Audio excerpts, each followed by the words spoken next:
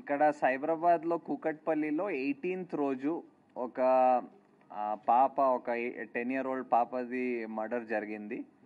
Very sad incident.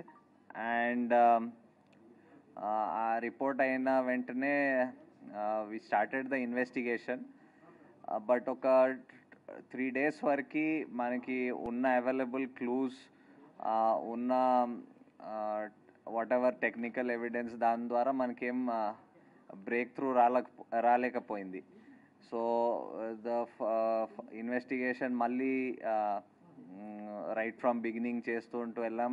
ఏమైనా clues we are missing out అది చూస్తూ ఉంటూ వెళ్తే నిన్న we got a breakthrough in that case. And ఆ కేసులో ఒక నేబరింగ్ ఇల్లులో ఉన్న ఒక 14-year-old అబ్బాయి, he was found to have committed a murderని. బేసికలీ ఆయన ఏం చేశాడంటే, వాళ్ళ ఇల్లు దగ్గర ఉంటుంది. సో వీళ్ళ టెర్రస్ నుంచి వాళ్ళ టెర్రస్ వరకు వితౌట్ ఎనీ ప్రాబ్లం వెళ్ళిపోవచ్చు, దూకి వెళ్ళిపోవచ్చు.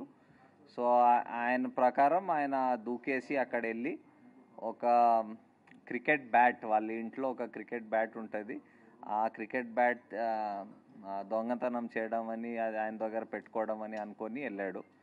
సో అది వెళ్తప్పుడు అక్కడ అది బ్యాట్ తీసుకొని బయటకు వస్తప్పుడు ఆ పాప హ్యాస్ సీన్ హిమ్.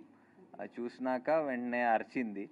అరుస్తే ఈయన భయపడి ఇమీడియట్లీ ఆమెకి అక్కడ ఆ ఇంట్లో బెడ్రూమ్లో తోసేసి అక్కడ ఆయన దగ్గర ఉన్న ఆయన ఒక నైఫ్ పట్టుకు వెళ్ళాడు. సో ఆ నైఫ్తో he stabbed her and then వచ్చేసాడు. అండ్ ఇన్ఫ్యాక్ట్ మనకి తర్వాత ఇన్వెస్టిగేషన్ డీటెయిల్లో చూసినప్పుడు మన ఐఓస్ రియలైజ్ దట్ ఇనీషియల్ స్టేజెస్లో కూడా ఆయనతో మాట్లాడేటప్పుడు he had actually misled the investigators by telling that నాకు వినిపించింది, పాప అరిచినట్టు వినిపించింది, అండ్ 10 o'clock అలా he try to tell some story around that. So but అది అప్పుడు డిఫరెంట్ సర్కమ్స్టాన్సెస్ ఆ ఇన్వెస్టిగేషన్ చేస్తుంటూ అది తెలిసింది తర్వాత. సో బేసికలీ ఆ కేసు మొత్తం డిటెక్ట్ అయింది, ద మర్డర్ వెపన్ కూడా రికవర్ అయింది, దాంతోపాటు కొన్ని అదర్ ఎవిడెన్స్, అదనపు ఎవిడెన్స్ కూడా మనకి దొరికింది. సో దాని బేసిస్ మీద మేము ఇప్పుడు కేసుకి ముందుకు తీసుకొని ఫైనలైజ్ చేసేస్తాం. దీని గురించి ఎవరికైనా ఏమైనా క్వశ్చన్స్ ఉంటే విల్ టెల్. ఇంకొక కేసు మన ఖజానా జ్యువెలర్స్ గురించి కూడా విల్ టాక్. బట్ దీని గురించి ఏమైనా ఉంటే అడగొచ్చండి. చెప్తారు. I think DCP Balanagar will tell about the slip. And అవునండి, ఆయన ఒక స్లిప్ రాసుకున్నాడు. ఆ స్లిప్లో ఏంటంటే ఫస్ట్ ఒక గ్యాసు ప్లస్ టేబుల్ ఎట్లా రెడీ చేసుకోవాలి, తర్వాత లాకు, ఆ గ్యాస్ను ఉపయోగించి లాక్ ఎట్లా ఓపెన్ చేయాలి, తర్వాత మనీ ఎట్లా తీసుకోవాలి, మళ్ళీ ఆ గ్యాస్ ఆన్ చేసి ఆ లాక్ చేసి ఎట్లా బయటపడాలి అని చెప్పేసి రాసుకొని లాస్ట్లో మిషన్ డన్ అని రాసుకున్నాడు. అంటే అది ఎప్పుడు రాసుకున్నాం అంటే కొద్దిగా ముందే, అంటే ఒక 1 month బ్యాక్ రాసుకున్నాం అని చెప్తున్నాడు. అంటే ఆయనకి ముందే ఆ థాట్స్ ఉన్నాయని మనకు అర్థమవుతా ఉంది. బ్యాట్ దొంగతనం కోసం వెళ్ళాడు. లేదు, మనం ఎన్నిసార్లు అడిగినా మనీ గురించి చెప్పడం లేదు.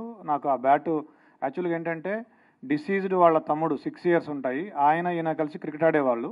ఆ బ్యాట్ ఈయనకి బాగా నచ్చింది, స్ట్రోక్ బాగా ఉంది, నాకు బాగా నచ్చింది, నాకు ఇవ్వు నేను కూడా ఆడతా అంటే ఇచ్చేవాడు కదా పిల్లవాడు. సో దాంతో నేను ఎట్లయినా దాన్ని సొంతం చేసుకోవాలనే ఆలోచనతో 2-3 daysగా ప్లాన్ చేస్తున్నాను అని చెప్పాడు దానికోసం.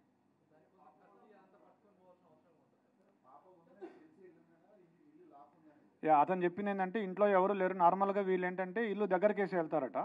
సో అట్లానే ఇంటి బోల్ట్ దగ్గరికి పెట్టి ఉంటారు, ఆ దగ్గరికి వేసి ఉంటారని చెప్పేసి వెళ్ళాడు. సడన్గా పాప ఉంది, పాప ఉన్నా కానీ పాప అప్పుడు టీవీ చూస్తుంది, ఇతను వెనక నుంచి వెళ్ళాడు. అంటే అటువైపు తిరిగి చూస్తుంటే ఆ పాప వెనక నుంచి ఒకటే డోర్ ఉంది, వెనక నుంచి అంటే అదే డోరు, ఆ అమ్మాయి అటు తిరిగి ఉంది.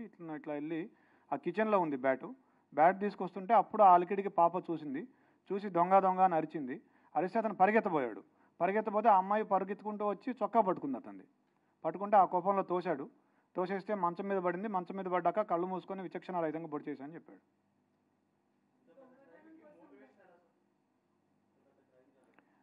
అతనికి బేసిక్గా ఈ ఓటీటీల్లో, యూట్యూబ్లో ఈ క్రైమ్ థ్రిల్లర్స్, సస్పెన్స్ మిస్టరీలు చూసే అలవాటు బాగా ఎక్కువగా.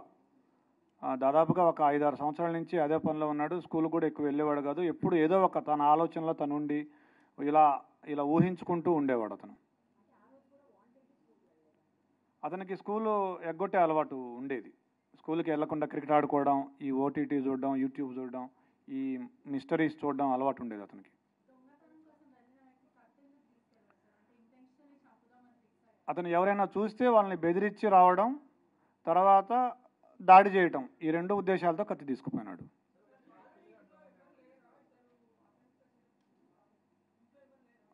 ఉన్నారు ఇంట్లో. వాళ్ళ నాన్నున్నాడు, వాళ్ళ సిస్టర్స్ ఉన్నారు, వాళ్ళ ఇంట్లో ఉన్నారు.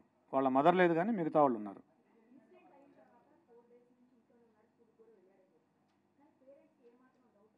ఎస్, పేరెంట్స్ వాళ్ళ మదరు నిన్న మనం వాళ్ళ మదర్తో మాట్లాడినప్పుడు అనింది, ఫస్ట్ రోజే పోలీసులు ఈ హడావిడి అంతా చేసి నేను అడిగాను మా అబ్బాయిని, ఏరా నువ్వేమైనా చేసావా అని అడిగాను, ఒప్పుకోలేదు. 2వ రోజు కూడా అడిగాను, అడిగితే ఏమ్మా నువ్వే నన్ను పట్టించేటట్టున్నావే అని అన్నాడు, నీ మీద ఒట్టు అన్నాడు అని చెప్పింది వాళ్ళ మదర్. పోలీసుల్ని ఆ రోజు మేము ఫస్ట్ రోజే అతన్ని క్వశ్చన్ చేసాం. ఎందుకంటే రెండింటికి జస్ట్ 2 అడుగుల దూరం ఉంటుంది, ఆ ఇంటికి ఈ ఇంటికి పిట్టగోడకి. మేము క్వశ్చన్ చేసాం ఆ ఇంట్లో ఉన్న వాళ్ళని. 3rd, 4th ఫ్లోర్లు, వీళ్ళు 4th ఫ్లోర్లో ఉంటారు. 3rd ఫ్లోర్ నుంచి వెళ్ళొచ్చు. పోలీసులకి మాకేం చెప్పాడంటే ఆ రోజు, నాకు 10:15 ఆ టయానికి డాడీ డాడీ అని గట్టిగా అరుపులు వినిపించాయి అని చెప్పాడు.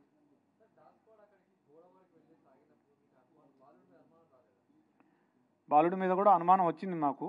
అయితే మేము ఒక లిస్ట్ ఆఫ్ సస్పెక్ట్స్ చేసుకున్నాము, దాని ప్రకారం చేసుకుంటూ వచ్చాము. నిన్న అతన్ని చేసాము. తర్వాత మాకు ఇంకొక క్లూ కూడా వచ్చింది. ఒక పిల్లాడు కూడా సమాచారం ఇచ్చాడు. ఇట్లా ఆ రోజు ఏ రోజైతే అఫెన్స్ జరిగిందో ఆ రోజు మార్నింగ్ 8:30 to 8:45 అతను ఆ గోడ దగ్గర, ఏదైతే గోడ దూకి వెళ్ళే అవకాశం ఉందో ఆ గోడ దగ్గర తచ్చాడాడు అతను చాలాసేపు, ఒక 15 minutes. ఆ సమాచారంతో మా అనుమానం ఇంకా ఎక్కువై, మా అనుమానం నిర్ధారణ అయ్యి అతన్ని మళ్ళీ విచారించాము. ఫస్ట్ ఇల్లు సెర్చ్ చేసాము. ఇల్లు సెర్చ్ చేస్తే మాకు ఈ లెటర్ దొరికింది, అతను రాసుకున్న లెటర్ ఏదైతే ఉందో అది. తర్వాత కత్తి కూడా దొరికింది. 3 కత్తులు ఉన్నాయి. ఏ కత్తి అంటే, సార్ నల్ల కత్తి, నల్ల పిడి ఉంటుంది, దానికి అంచు నల్లగా ఉంటుందని అతనే చెప్పాడు. ఆ కత్తి తీసుకొస్తే ఇదే అని చూపించాడు. బట్టలు ఏం చేశాడంటే అతను అఫెన్స్ చేయగానే ఆ కత్తి అక్కడే కడిగేసి గోడ దూకి మళ్ళీ ఇంట్లోకి వెళ్ళేటప్పుడు వాళ్ళ నాన్న సిస్టర్స్ ఉన్నారు, వాళ్ళు ఏమైనా చూస్తారేమో అని ఆరేసిన షర్ట్ తీసుకొని ఇట్లా అడ్డం పెట్టుకొని ఇంట్లోకి వెళ్ళి బాత్రూంలోకి వెళ్ళి స్నానం చేసి ఆ టీ-షర్టు ప్యాంటు 2 వాషింగ్ మెషిన్లో వేసాడు. But we found some slight blood on the clothes. We have called a special investigation team, forensic team. వాళ్ళు స్పెషల్ లైటింగ్, స్పెషల్ స్పెట్స్ వాడి they are able to found it. I also have seen it. Yes, అతనికి ఒక కుందేలు ఉండేది. ఆ రోజు ఆ కుందేలు కూడా చనిపోయింది. 11:30కి మేము టైం లేని కూడా తీసుకున్నాం అతని మీద అనుమానం వచ్చాక. అతను 11:30కి బయటికి వెళ్ళాడు ఇంట్లోంచి. 11:30కి ఆ కుందేలుని తీసుకొని డాక్టర్ దగ్గరికి వెళ్తే ఆ కుందేలు చనిపోయింది ఆ రోజు. ఆ స్టోరీ కూడా మాకు చెప్పాడు.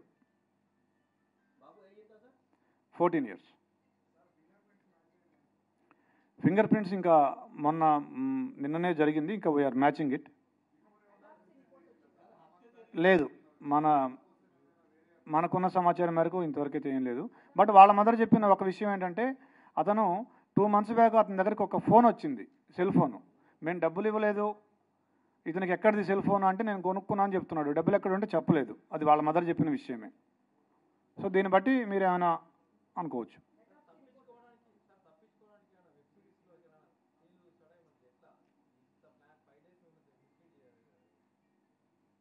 5 days మిస్లీడ్ చేయడం అంటే ఫస్ట్ డే మిస్లీడ్ చేశాడు.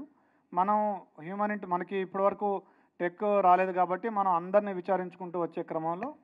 So basically it's a very typical case wear మీకు లిమిటెడ్ సస్పెక్ట్స్ ఉన్నారు. బికాజ్ ఆ ఇల్లుకి ఒకే కెమెరా దాని ఆపోజిట్ ఉంది, దాంట్లో ఎవరు వెళ్ళినట్టు కానీ బయటకు వచ్చినట్టు ఆ టైంలో లేదు.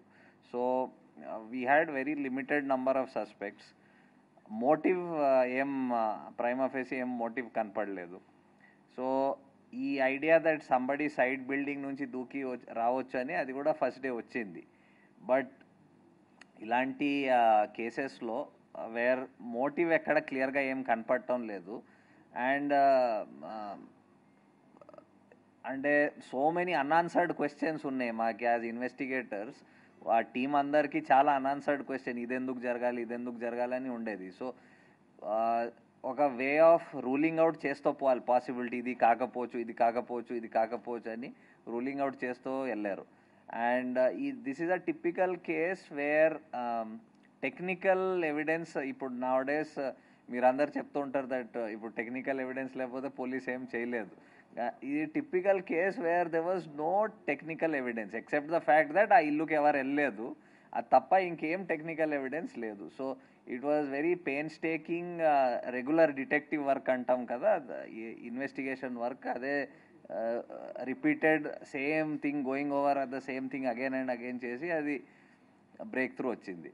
సో ఇమ్మీడియట్లీ మీకు ఎన్ని క్వశ్చన్స్ వచ్చినాయి, మాకు దానికంటే ఎక్కువ క్వశ్చన్స్ ఆ ఫస్ట్ డే వచ్చినాయి. బట్ ఆ క్వశ్చన్స్కి ఆన్సర్స్ ఇంత ఇమ్మీడియట్లీ ఏం రాలేదు. మీరు కూడా ఇప్పుడు చూస్తున్నారు, రీజన్ చూస్తే అలాంటి రీజన్ ఎవరికి స్ట్రైక్ కాదు, ఇలాంటి రీజన్ ఉండొచ్చని. బట్ ఇలాంటి కూడా రీజన్స్ ఉంటాయి అండ్ ఇలాంటి కూడా ఇన్సిడెంట్స్ జరుగుతాయి. సో